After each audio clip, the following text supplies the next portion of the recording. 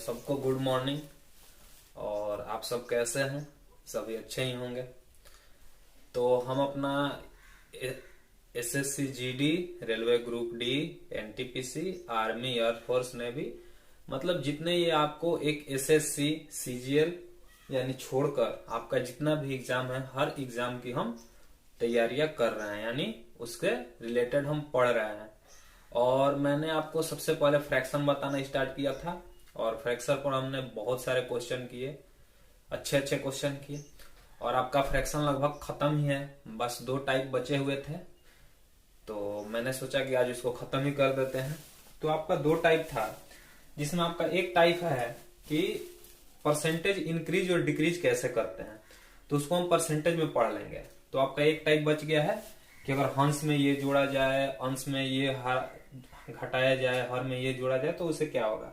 तो उस तरह के क्वेश्चन बिल्कुल आपका इजी होता है और ऐसे क्वेश्चन हम देखते हैं। तो चलिए सबसे पहले क्वेश्चन से स्टार्ट करते हैं। तो आपके सामने क्वेश्चन रहा है ये, आप पहले इसको खुद से ट्राई कीजिए, देखिए आपसे बन रहा है कि नहीं बन रहा है। तो सबसे पहले आपका क्वेश्चन है कि एक भीम ऐसी है कि उसका हर अंश से 2 अधिक है। यदि अंश में 1 घटा दे तथा हर में 1 जोड़ दे तो भीम का मान 1/2 हो जाता है। तो भीम ज्ञात कीजिए।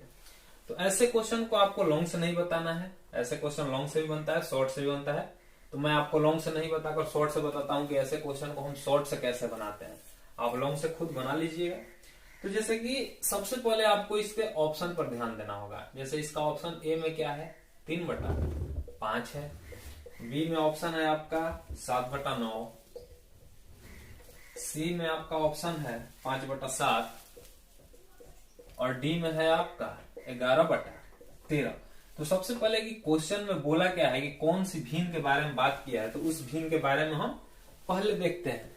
तो जैसे कि सबसे पहले बोला है कि एक भीम ऐसी है जिसका हर अंश से 2 अधिक है, यानी कि हर ज्यादा होना चाहिए और अंश कम होना चाहिए। तो यहाँ पर देखिए ये भी 2 ज्यादा है, ये भी आपका 2 ज्यादा है, ये भी आपका 2 ज्यादा है और इसमें भी हर आपका अंश से 2 ज्यादा है। तो यहाँ पर तो हमारा ऑप्शन मैच नहीं हुआ। तो अब हम क्या करते हैं, उसके बाद बोला है कि अगर यदि अंश में 1 घटा दे, यानी कि सबसे पहला ऑप्शन हम ए को लेते हैं। तो इसके अंश में आपको कितना घटाना है, 1 घटाना है। और बोला है कि अगर हर 1 बढ़ा दे, यानी हर कितना है 5 है, तो इसमें हम 1 बढ़ा दे तो वह भीम कितनी होनी चाहिए, वह भीम 1/2 हो जानी चाहिए। लेकिन यहाँ पर हम करेंगे तो कितना होगा, 3 में से 1 गया, 2 और 5 है 1, 6 और इसको हम कटाएंगे तो ये भीम कितना हो जाएगा, 1/3। लेकिन आपका आना चाहिए था कितना, 1/2, यानी कि ये ऑप्शन आपका गलत है, यानी कि ए नंबर आपका गलत है। फिर देखते हैं हम 7/9 को, और सेम यही काम इसमें भी करते हैं। आपको क्या करना है, तो अंश में 1 घटाना है और हर में 1 जोड़ना है। तो इसमें भी देखते हैं। तो यदि अंश में से 1 हम घटा दे, यानी कि 7 में से 1 घट जाएगा, तो ये कितना हो जाएगा आपका 6 हो जाएगा। और हर में 1 जोड़ दे, यानी कि 9 में 1 जोड़ दे तो ये आपका 10 हो जाएगा। जब इसको घटाएंगे 2 से तो 2 3 6, 2 5 10, ये आपका 3/5 आया। जबकि आना चाहिए था कितना क्वेश्चन के अनुसार, 1/2, यानी कि बी नंबर भी आपका ऑप्शन नहीं है। अब देखते हैं सी नंबर। सी नंबर क्या है, तो सी नंबर है आपका 5/7 और इसमें बोला है कि अंश में 1 घटाना है, तो ये कितना हो जाएगा आपका 4 और हर में 1 जोड़ना है, तो ये कितना हो जाएगा आपका 8 और इसको घटाएंगे तो 4 दूनी का 8, 1/2, जो कि क्या है, यही क्वेश्चन बोल रहा था आपका कि अगर अंश में 1 घटा दें और हर में 1 जोड़ दे तो जो हमारा फ्रैक्शन है वो 1/2 हो जाता है। तो ऐसे कौन सा ऑप्शन है आपका, सी नंबर है। तो यही आपका आंसर होगा। इसको भी देखिएगा तो 11 में से 1 गया, 10, 13, 1, 14, तो ये भी आपका 5/7 होगा, जो कि यही भी आंसर नहीं होगा। तो ऐसे क्वेश्चन को आपको कुछ नहीं करना है।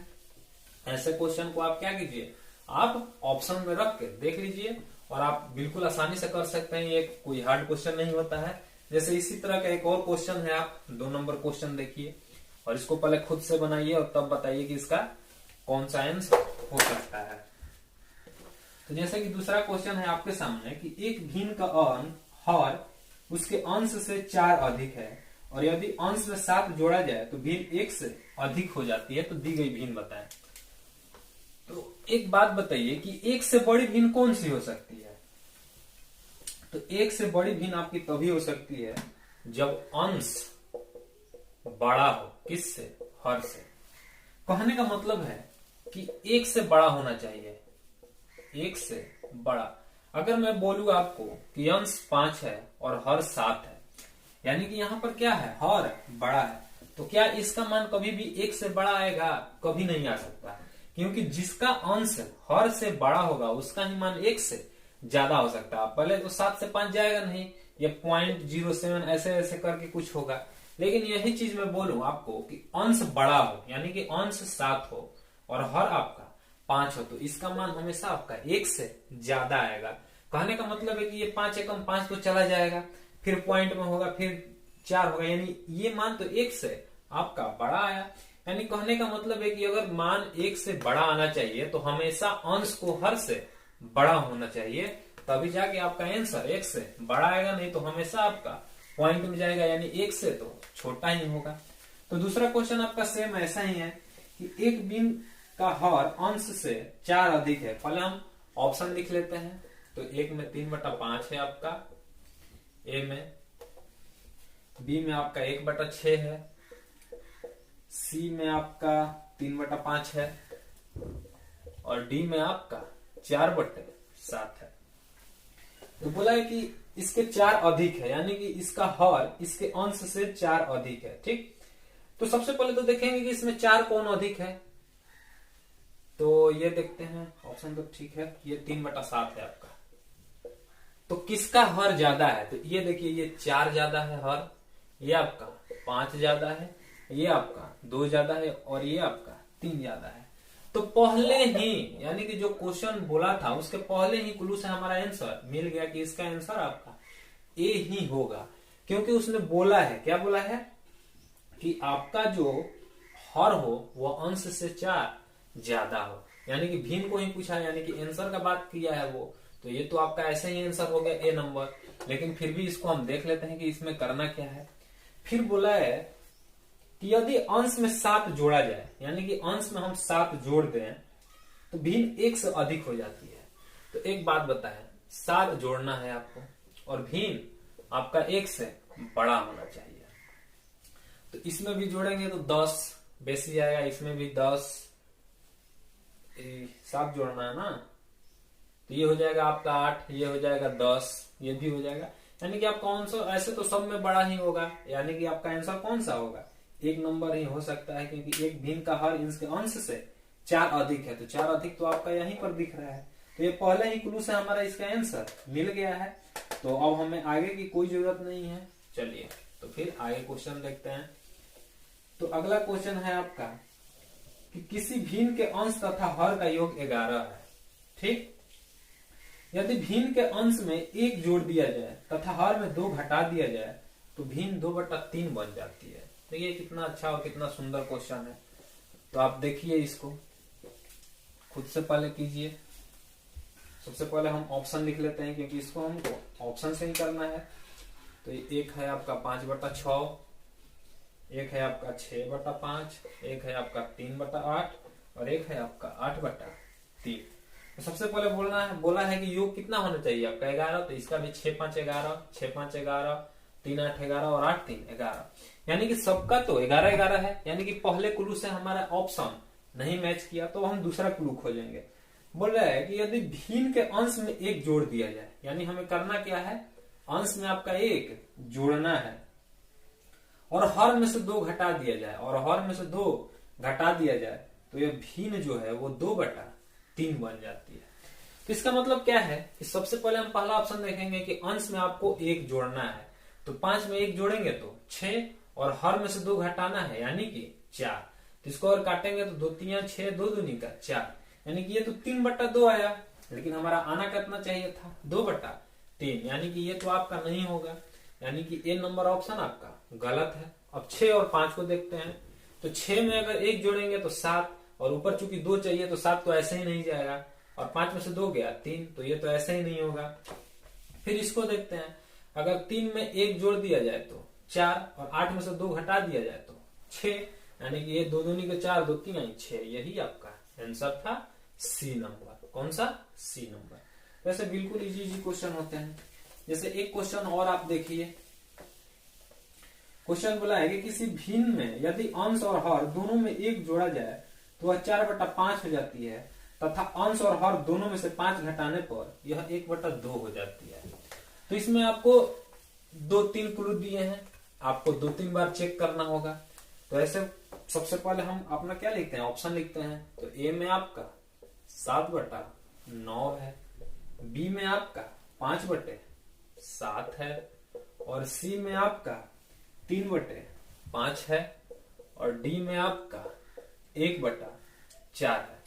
तो सबसे पहले आपको क्या बोला है, बोला है कि यदि अंश तथा हर दोनों में एक एक जोड़ना है, यानी कि अंश में भी एक जोड़ना है और हर में भी एक जोड़ना है, तो जो आपका फ्रैक्शन आएगा यानी कि भिन्न आएगा वो 4/5 आएगा।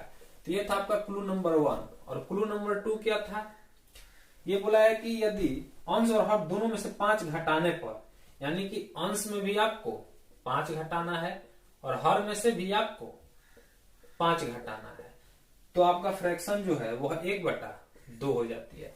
तो पहले हम ऐसा करते हैं कि इसको लेकर देखते हैं कि किसका 4/5 हो रहा है। तो इसको हम करेंगे तो 7×1 8 और 9×1 10, यानी कि ये भी आपका 4/5 है।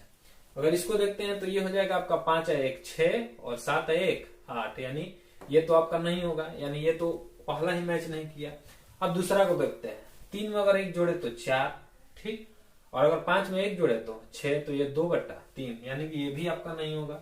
फिर लास्ट वाले को देखते हैं, अगर 1 में हम 1 जोड़ दे तो 2 और 4 में 1 जोड़े तो 5, यानी कि ये तो बस आपका एक ही ऑप्शन मैच किया जो कि हमें पहले क्लू से ही मिल गया, यानी कि आपका आंसर ए ही हो सकता है। और अगर मान लीजिए कि आपके सामने 2-3 ऑप्शन ऐसे मिल जाए तो फिर क्लू नंबर 2 को भी हम देख लेंगे। जैसे कि मान लीजिए कि 8/10 को हम दोबारा इसको करके देखते हैं कि बोला कि अंश में से 5 घटाया जाए, तो अगर अंश में से हम 5 घटा दे तो ये कितना हो जाएगा आपका 3।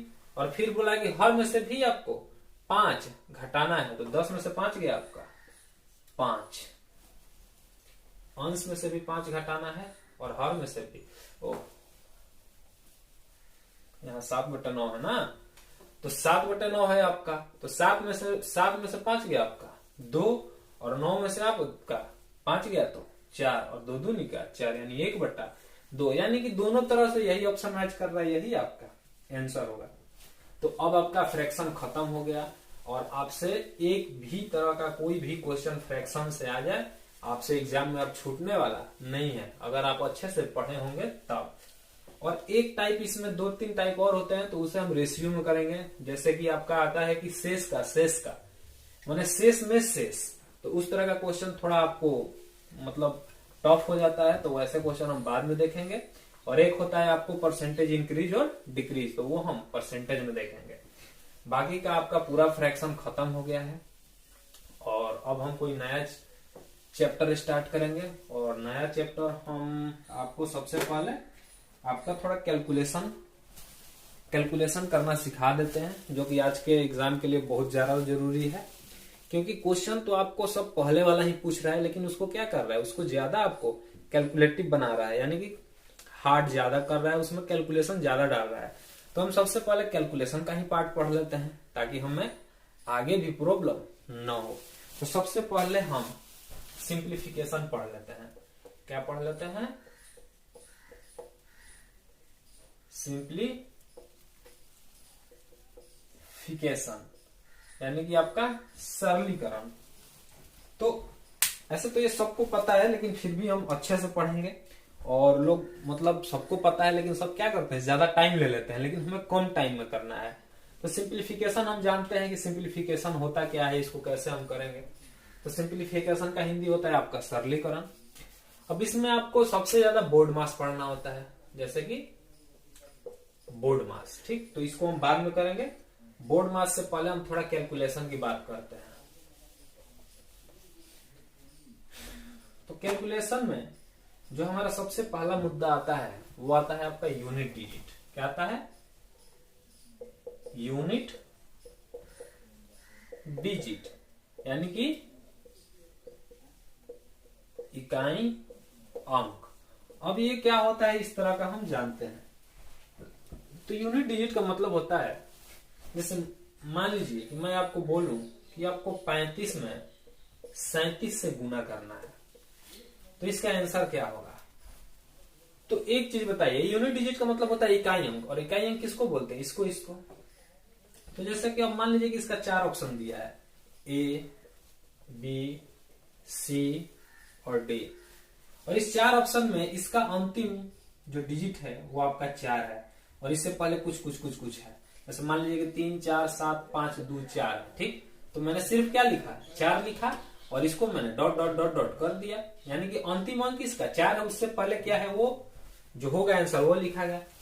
मान लीजिए कि इसमें मैंने आपको 3 लिख दिया और इससे पहले भी कुछ कुछ होगा, इसमें मैंने 8 लिख दिया और इससे पहले भी कुछ होगा, और इसमें मैंने 5 लिख दिया और इसके पहले भी कुछ कुछ होगा। तो आप बताइए कि ए बी सी और डी में से कौन सा ऑप्शन आपका हो सकता है। तो यही यूनिट डिजिट है। जैसे मैं बोलूं कि इसका यूनिट डिजिट और इसका यूनिट डिजिट, यानी कि 5 सात है 35, यानी कि 35 के अंत में क्या है आपका 5 है, यानी कि जो आंसर होगा उसके अंत में भी तो आपका 5 ही आएगा, जो कि इसमें भी नहीं है, इसमें भी नहीं है, इसमें भी नहीं है, इसमें भी नहीं, इसमें है डी, यानी कि डी में 5 है, तो इसका आंसर डी हो सकता है। अब कहने का मतलब क्या है कि आप समझिए अच्छे से, इसको मैं और थोड़ा आपको डिटेल में समझाता हूं। जैसे मान लीजिए कि मैं बोलूं कि आपको 13 में 15 से गुना करना है, तो इसका कितना आंसर आ सकता है। तो सबसे पहले तो आप देखेंगे 3 5 15, यानी कि जो अंतिम डिजिट है यानी यूनिट डिजिट है वो आपका क्या आना चाहिए, 5 आना चाहिए। अब 5 क्यों आता है इस बारे में जानते हैं। तो जैसे हम 15 को 13 से गुना करते हैं, यानी कि 15 को 13 से गुना करते हैं, बचपन में आप पढ़े होंगे। तो इसमें क्या होता है, 5 3 15 का 5 हाथ में लगा, 1 तरीका 3 और 1 4, और इसके बाद हम यहाँ पर क्या करते हैं, गुना करते हैं, और फिर इसके इधर लिखते हैं। और अगर 3 अंक का हो तो फिर हम क्या करते हैं, यहाँ भी गुना और यहाँ भी गुना, ठीक। फिर 4 अंक का करते हैं, तो यहाँ काटम कुटम, यहाँ काटम कुटम, यहाँ फिर काटम कुटम। तो ऐसे क्या होता है कि जो आपका यूनिट डिजिट है वो तो पहला वाला ही होगा, क्योंकि इससे पहले जितना भी आप नीचे जाइएगा सब में कुछ नहीं आएगा, यानी कि ये तो आपका यूनिट डिजिट 5 ही होगा। तो यही चीज हमने यूनिट डिजिट में बताया कि यानी कि किसी के अंत में भी, यानी कि 5 3 15 का 5, और यही आपका अंतिम का यूनिट डिजिट होगा। तो उसी तरह का यूनिट डिजिट क्या है, इस चीज को आप समझ गए होंगे। जैसे और मैं आपके सामने बताता हूं कुछ। जैसे मान लीजिए कि मैंने बोला आपको कि 7 4 3 2 8 में 5 4 3 8 4 से गुना करना है, तो आप बताइए कि इसका आंसर क्या होगा। और आपके ऑप्शन में है, जैसे ये है और ये डॉट डॉट डॉट डॉट करके यहाँ पर आपका 8 दिया हुआ है, ये बी में यहाँ भी कुछ कुछ अंक है, यहाँ पर आपका 4 दिया हुआ है, सी में ऐसे ऐसे ही करके आपका 2 दिया हुआ है। तो आप बताइए कि इसमें से कौन सा आपका आंसर हो सकता है। तो आप सीधा क्या करेंगे, इसको मैच करेंगे, 8 चौका 32, यानी 32 का यूनिट डिजिट, यानी 32 में 2 यानी कि 2, यानी कि अंतिम डिजिट इसका क्या होना चाहिए, अंतिम डिजिट आपका 2 होना चाहिए। और ध्यान से देखेंगे तो हम इसमें 8 है तो ये आंसर आपका नहीं हो सकता, इसमें 4 है तो ये भी आपका आंसर नहीं हो सकता, इसमें आपका 2 है तो ये भी आंसर आपका नहीं हो सकता। तो यही था यूनिट डिजिट, और कुछ मुझे नहीं बताना था। और इसमें एक नंबर सिस्टम जब हम लोग पढ़ेंगे तो उसमें एक नंबर सिस्टम के अंदर ही एक टाइप हो जाता है यूनिट डिजिट पढ़ने का, तो वो सब हम बाद में करेंगे। अभी मैंने बस आपको बताया कि यूनिट डिजिट होता क्या है, और ये बहुत काम की चीज है, आपको कैलकुलेशन में बहुत मदद करेगी। जब हम पढ़ेंगे तब आप खुद देखिएगा।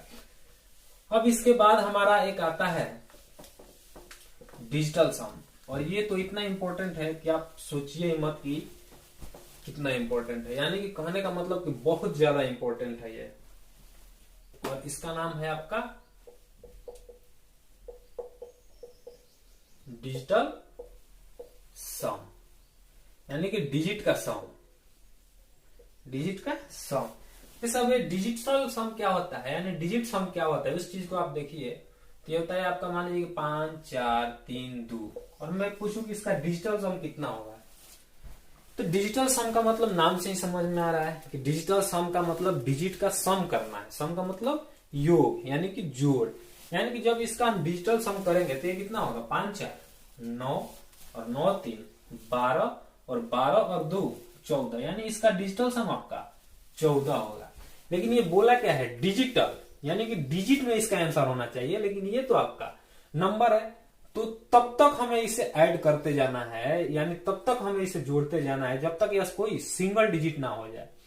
तो फिर इसमें इसको ऐड करेंगे तो ये 4 1 5, यानी इसका आपका डिजिटल सम कितना होना चाहिए, 5 होना चाहिए।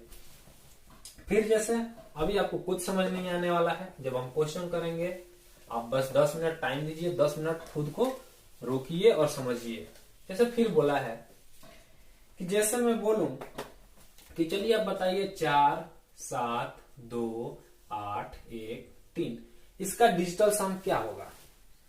तो आप क्या कीजिएगा, तो सबसे पहले आप इन सबको ऐड कीजिएगा। 4 7 11 11 2 13 13 और 1 14 14 और 3 17 और 17 और 8 25, यानी कि यहां पर आपका कितना आया 25। लेकिन ये भी अभी सिंगल डिजिट में नहीं है, तो इसको हम फिर से जोड़ेंगे, यानी कि ये आपका कितना हो जाएगा 7, और यही आपका डिजिटल सम था। ठीक, तो ये आपका डिजिटल सम था। अब डिजिटल सम कहां कहां आपका काम करता है और क्या इसका रूल है और कहां इसको हम अच्छे से लगाएंगे, उस चीज के बारे में हम अब समझते हैं। तो डिजिटल सम आप समझ गए कि जब तक कोई सिंगल डिजिट ना हो तब तक इसको ऐड करते जाना है। तो सबसे पहले डिजिटल सम क्या है इसके बारे में हम समझते हैं। तो यदि किसी संख्या को हम 9 से भाग देते हैं, क्या करते हैं, यदि किसी संख्या को हम 9 से भाग देते हैं तो जो शेष बचता है वही हमारा डिजिटल सम होता है। तो ये तो हुआ मतलब आपका समझने का मतलब, समझ लीजिए कि मैंने आपको एक भाषा लिखवा दिया, आप लिखना चाहे तो लिख सकते हैं कि किसी भी संख्या में अगर हम 9 से भाग देते हैं, जैसे कहने का मतलब है कि मैं बोलूं कि 5 4 3 2 7 का डिजिटल सम कितना होगा। तो इसको हम क्या करते हैं, 9 से पहले भाग दे लेते हैं, तो ये 9 छक्का 54, ये तो आपका कट गया। यहां से आपका आया 3, फिर आएगा 2, तो 9 तिया 27, 27 के ऊपर आपका 5 आया, और 5 के बाद 57, तो 9 छक्का 54, यानी कि शेष इसका कितना निकला 3, और यही आपका डिजिटल सम है। और देखिए यही आपका डिजिटल सम आएगा या नहीं आएगा। तो देखिए 5 4 9 9 3 12 12 2 14, और 14 और 7 21, और 21 का डिजिटल सम 3, यानी कि डिजिटल सम वही होता है जो हम 9 से भाग देते हैं, और वही आपका जो शेष निकल जाता है वही आपका डिजिटल सम होता है। अब जैसे हम आते हैं कि डिजिटल सम पर आपका क्या है, इस चीज को देखते हैं। जैसे आप बताइए, मैं आपको बोलूं कि आप पहले 12 को 17 से गुना कीजिए, तो ये कितना आने वाला है।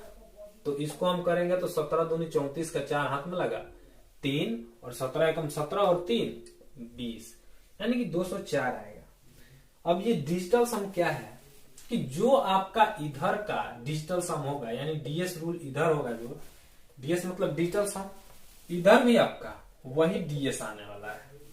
अब कैसे आने वाला इस चीज को हम देखते हैं। तो आपका कितना होगा 2 1 3, और गुना ये आपका 7 1 8, और अगर इधर हम करेंगे तो 4 और 2 6, यानी कि इधर आपका डिजिटल सम कितना है 6 है, तो इधर भी आपका डिजिटल सम 6 ही आएगा।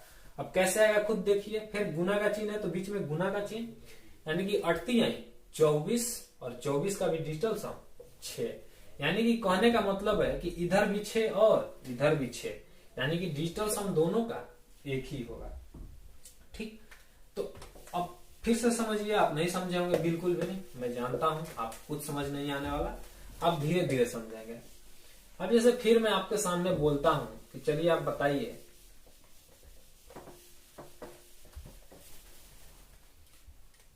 कि आप 14 गुना अगर 23 करेंगे तो कितना आएगा। तो 14 14 28 14 तिया 42, और 42 का 2 हंसी लगा 4, 14 दूनी 28 और 4 32, यानी कि 322।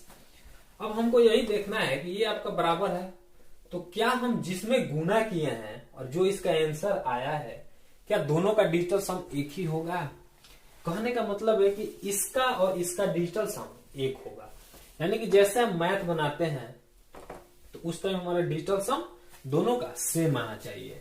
तो चेक करते हैं क्या इधर सेम आ रहा है, तो ये कितना होगा आपका 4 1 5, और इसको देखते हैं तो 3 2 5, और गुना का चिन्ह तो गुना का चिन्ह, तो ये आपका 50 25, और 25 का डिजिटल सम 5 और 2 7, यानी कि ये इधर आपका डिजिटल सम 7 आया है। तो क्या हम देखेंगे कि इधर भी आपका 7 है, तो 3 2 5 और 2 7, यानी कि यहां भी आपका डिजिटल सम 7 है। यानी कि जिस अंक से हमने गुना किया और उसका जो डिजिटल सम आया, उन दोनों का डिजिटल सम आपका 7 ही होगा। ठीक, तो अब आप समझे होंगे थोड़ा थोड़ा। जैसे कहने का मतलब है कि मान लीजिए किसी एग्जाम में आपको क्वेश्चन मिल गया ऐसे 5 4 3 2 गुना 7 4 5 3, ठीक, और आपको ऐसे दे दिया A option, B option, C option, D option, और इसमें आपका कुछ मान लीजिए कि ये आपका 5 4 3 2 आपका ऑप्शन है, इसका डिजिटल सम आपका 5 4 9 9 3 12 12 2 14, यानी 14 का यहाँ पर डिजिटल सम, अंक नहीं मैं बोल रहा हूं, डिजिटल सम 5 है, इसका डिजिटल सम 4 है, इसका डिजिटल सम 3 है, और इसका डिजिटल सम 7 है। तो उसमें हम क्या करेंगे, अब इतना लंबा तो हमें गुना नहीं करना होता है, तो हम इसका भी डिजिटल सम निकाल लेंगे और फिर इसका डिजिटल सम, और दोनों का आंसर करके जो डिजिटल सम आएगा, और ये जिसका आंसर आया है ये भी वही डिजिटल सम आपका होना चाहिए। जैसे कि यहाँ पर 14 और 23 में हम गुना किए तो इसका डिजिटल सम कितना आया था, 7 आया था। यानी कि जो आपका इसमें गुना करने के बाद आपका आंसर आएगा उसका भी डिजिटल सम आपका 7 ही होना चाहिए। तो ये ऐसे क्वेश्चंस में आते हैं। अभी हम और अच्छे से इसको समझते हैं कि डिजिटल सम होता क्या है।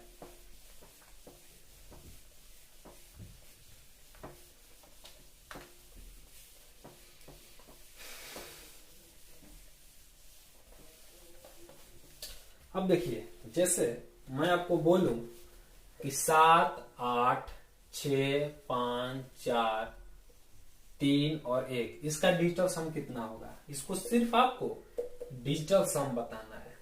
तो डिजिटल सम में आप क्या बताएंगे, डिजिटल सम में आप इतना जोड़ेंगे सबको, फिर अगर डबल डिजिट या ट्रिपल डिजिट में हो तो फिर उसको सिंगल डिजिट में लाएंगे। तो बताइए कि इतना हम अगर हमें योग करना हो, यानी कि सम करना हो, जोड़ करना हो, तो कहीं ना कहीं आपसे एक ना एक गलती हो ही जाती है अक्सर। तो इसके लिए हम एक और नया चीज सोचा गया कि ये क्या है, ये आपको जब 9 से हम भाग देते हैं तभी जो शेष निकलता है वही आपका डिजिटल सम होता है। तो इसमें मैंने सोचा, मैंने क्या मतलब सबने बताया है इसे, कि अगर हम ऐसा करते हैं कि इसमें 9 हटा देते हैं, जैसे कि क्योंकि हमें क्या करना है, डिजिटल सम में आपका 9 से भाग देते हैं और जो आता है वही आपका डिजिटल सम होता है। तो अगर मैं इसमें से 9 हटा दूं तो क्या डिजिटल सम वही होगा, तो आप बोलेगा हाँ होगा। जैसे कहने का मतलब है कि हमारा जहां जहां 9 बन रहा है 9 हटा दे रहे हैं। जैसे ये 5 4 आपका 9 हट गया, ये 6 3 9 आपका हट गया, और 8 है 1 9 आपका हट गया, तो इसका डिजिटल सम कितना होगा, 7 होगा। यानी कि अगर हमें डिजिटल सम निकालना हो तो जो हमारा नंबर होता है उसमें से जहां जहां योग हमारा 9 बन रहा है उस 9 को हम हटा देते हैं, और अंत में जो बचता है वही आपका डिजिटल सम होता है। जैसे आप जोड़ के भी आप देख लीजिए, 8 7 15, 15 6 21, 21 5 26, 26 4 30, 30 3 33, और 33 और 1 34, और 4 और 3 7, यानी कि डिजिटल सम हमें जोड़ने से भी वही आया, और हमको ऐसे 9 यानी हटा देते हैं तब भी डिजिटल सम आपका वही आता है। जैसे कि और क्वेश्चन मैं देता हूं आपके सामने, आप बताइए कि इसका डिजिटल सम कितना होगा।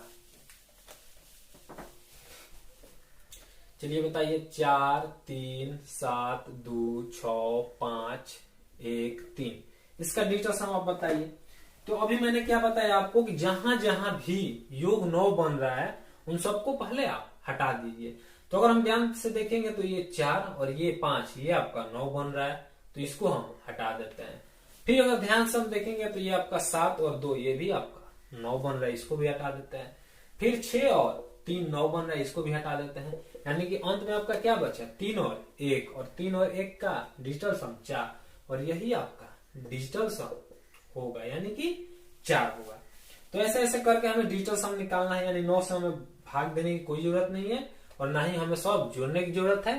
कहने का मतलब है कि जितना भी आपका नंबर दिया उसमें से जहां जहां भी आपका 9 बन रहा है हम क्या करेंगे, 9 को हटा देंगे, और उसके बाद जो बचेगा वही आपका डिजिटल सम होगा। तो अब आप थोड़ा थोड़ा समझे होंगे कि डिजिटल सम क्या है। अब इसको हम कहां कहां लगेंगे उसके बारे में हम अब जानते हैं।